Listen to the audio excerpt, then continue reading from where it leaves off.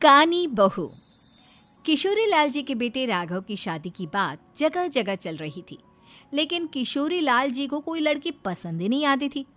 और उसकी एक ही वजह थी, किशोरी लाल जी का लालची होना। उनको लड़की वालों से मोटा दहेज चाहिए था और इसी चक्कर में एक दिन वो एक बहुत पैसे वाले के घर अपने बेटे का रिश्ता लेकर पहुंचे। उस आदमी का नाम था ओम प्रकाश।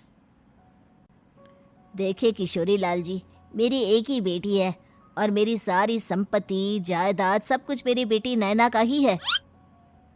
पापा, नाम से लगता है बहुत खूबसूरत होगी। कितना अच्छा नाम है ना, नैना। ओ, वैसे बात तो सही है आपकी। अब इतना पैसा है, जमीन जायदाद है, इकलौती बेटी, आप भी क्या करेंगे? सब कुछ उसे ही देंगे ना। बिल्कुल ठीक पहचाना आपने। बस बेटी की शादी और सारी जायदाद उसके नाम।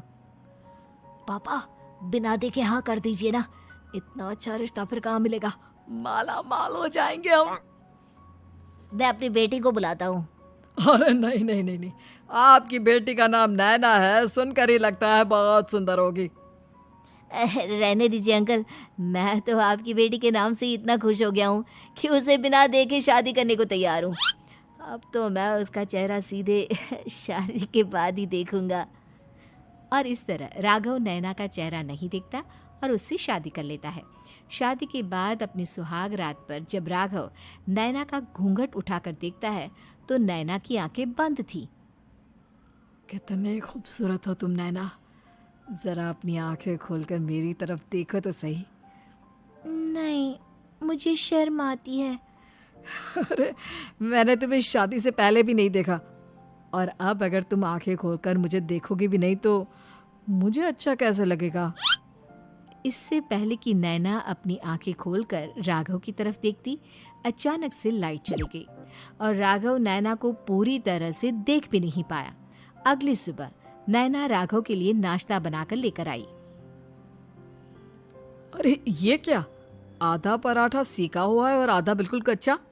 ये तुमने क्या किया नैना? बहू, तुमने क्या आधा पराठा तवे से नीचे लटका कर रखा था, जो आधा सेका है और आधा कच्चा? मुझे जितना दिखेगा उतना ही तो सीखूंगी ना पापा जी। जहाँ जहाँ मुझे नजर आ रहा था वहाँ मैंने सीख लिया, जहाँ जहाँ नहीं दिखा वहाँ कच्चा रह गया होगा। इसका क्या मतलब है? ये कैसा मजाक कर रही है तुम? अरे बहू, तुमने इतना लंबा घूंघट क्यों लगाया हुआ है? देखो, हमारे घर में बहुओं को बेटी की तरह रखा जाता है, और फिर तुम तो इतना सारा माल लेकर आई हो।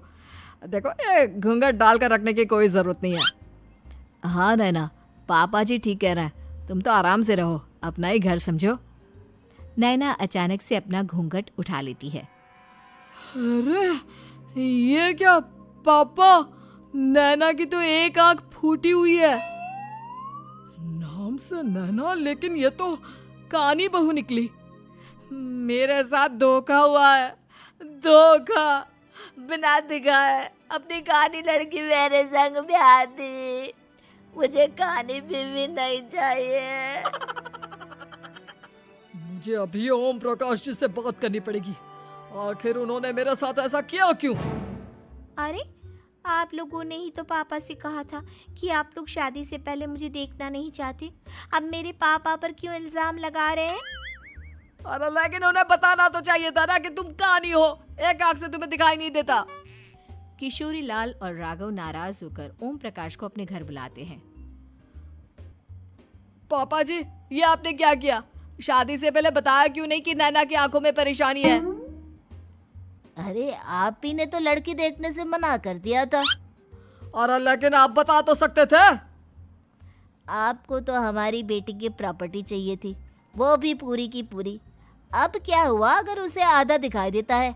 प्रॉपर्टी तो आपको पूरी मिल गई ना। अरे ये क्या बात हुई? मेरी शादी प्रॉपर्टी से नहीं, आपकी बेटी से हुई है। अब ये तो पहले सोचना चाहिए था, तब तो मेरी प्रॉपर्टी देखकर तुम्हारी जुबान लप लप आ रही थी। लेकिन मैं कानी लड़की को अपनी बीवी बनाकर नहीं रख सकता। पापा, कुछ करिए ना आप।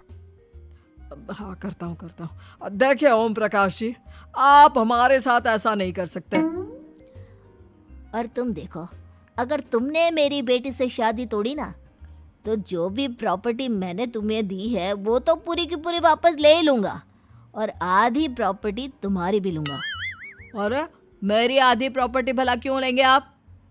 इसलिए क्योंकि मेरी बेटी को आधा नज़र आता है और उसकी नज़र अभी तक तुम्हारी आधी जायदाद पर ही पड़ी है। अब तुम उसे घर से निकालोगे तो कुछ तो लेकर जाएगी ना। और अगर हम आपकी बेटी को अपने घर की बहू बना कर रखे तो? तो तुम्हारी पूरी प्रॉपर्टी तुम्हारी ही रहेगी, और जो मैंने तुम्हें दिया है ना, उसमें से बस मैं आधा लेकर जाऊंगा। अरे लेकिन अब आप अपनी दी हुई प्रॉपर्टी में से आधी वापस क्यों लेकर जाएंगे? अगर मैं आपकी बेटी को अपनी पत्नी बनाकर रखने को तैयार हूं तो?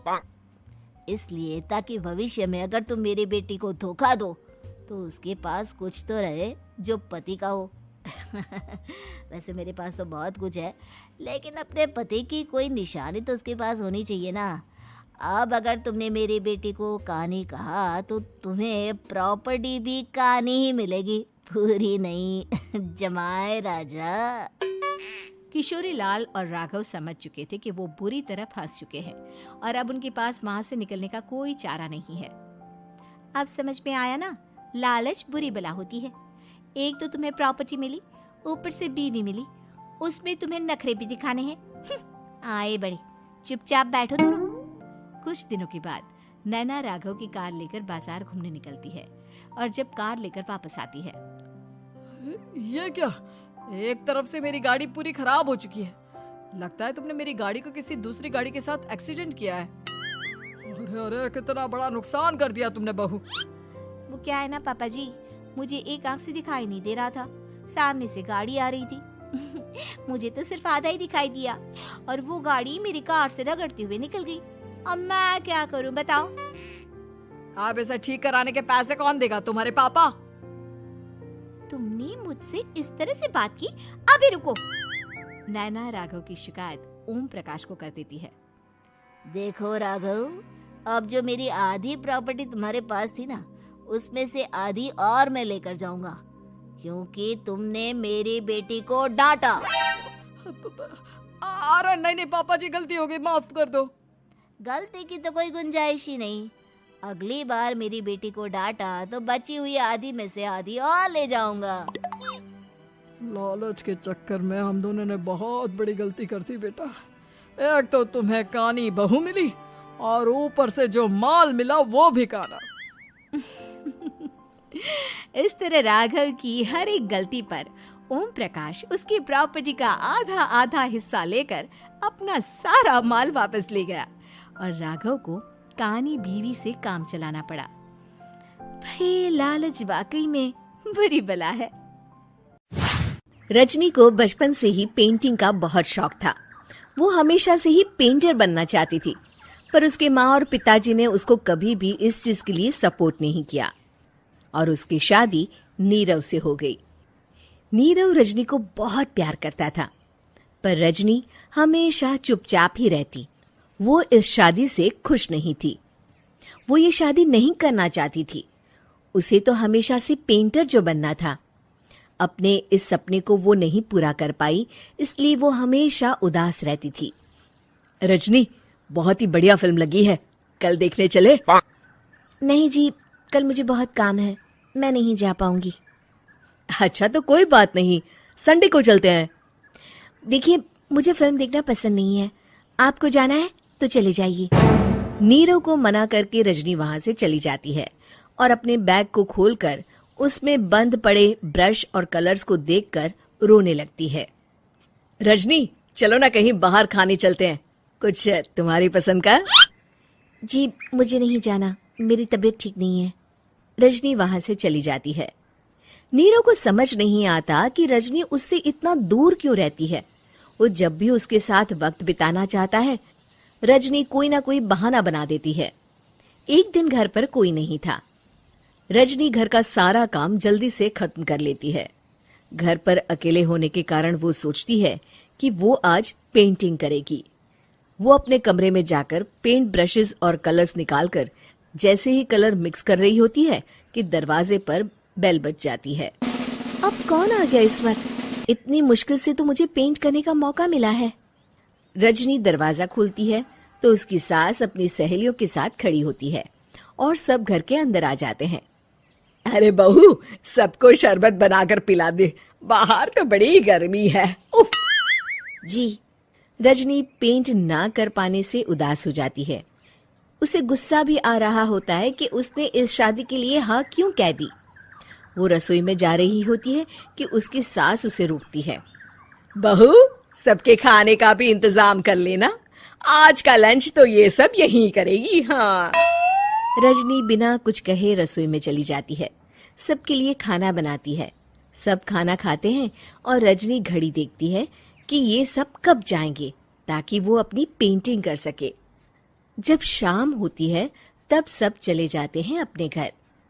अरे बहू, सब तेरे खाने की तो बहुत तारीफ कर रहे थे, सबको बहुत अच्छा लगा खाना। आपको मुझे सुबह बताना चाहिए था ना कि आपकी सहेलियां आ रही है। पता भी है कितना वक्त लगा सारा खाना बनाने में। अरे बहू, तू ऐसे कैसे बात कर रही है मुझसे?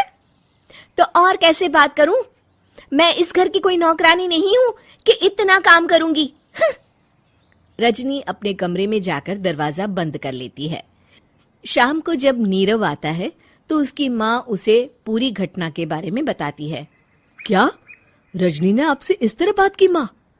हाँ, और पता नहीं उसे क्या हो गया है, शाम से बाहर भी नहीं आई है। मैंने तो कई बार आवाज दी, खाना भी नहीं खाया उसने। तू ही बात करके देख ले बेटा। नीरव अपने कमरे का दरवाजा खटखटाता है। रजनी, दरवाजा खोलो, मैं हूं।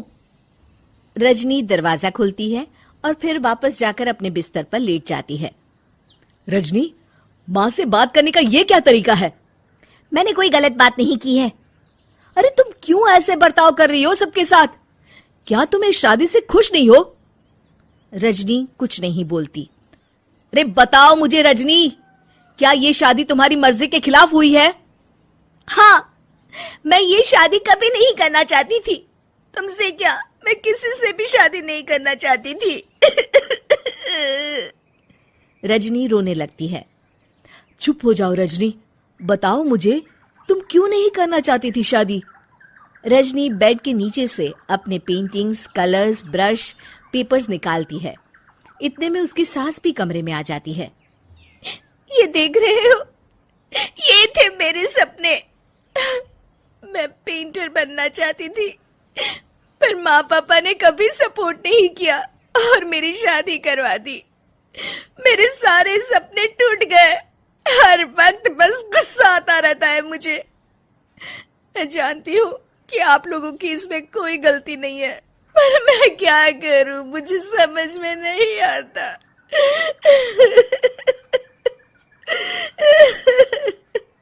रजनी फूट फूट कर रोने लगती है। मुझे माफ कर दीजिए, आप दोनों के साथ मैं बहुत बुरा बर्ताव कर रही हूँ। अरे रजनी बेटा, चुप हो जाओ तुम। नीरव पानी लेकर आता है। ये लो पानी पियो और शांत हो जाओ। रजनी पानी पीती है और उसकी सास पेंटिंग्स देख रही होती है। अरे नीरव, हमें तो पता ही नहीं था कि हमारी बहू कलाकार है। अरे कितनी अच्छी पेंटिंग्स बनाई है, देखो तो। ये वाली तो मैं अपने कमरे में ले जाऊंगी। आपको ये पेंटिंग्स अच्छी लगी? अच्छी नहीं, बहुत अच्छी लगी। और तुमने हमें बताया क्यों नहीं? तुम जब चाहे पेंटिंग कर सकती हो रजनी। हम तुम्हारे सपनों को पूरा करने में तुम्हारा पूरा साथ देंगे। हाँ बेटा, हम कला की कद्र करते हैं। हम कलाकार तो नहीं, पर मुझे गर्व है कि मेरी बहू एक कलाकार है। रजनी, नीरव और सास तीनों हंस पड़ते हैं।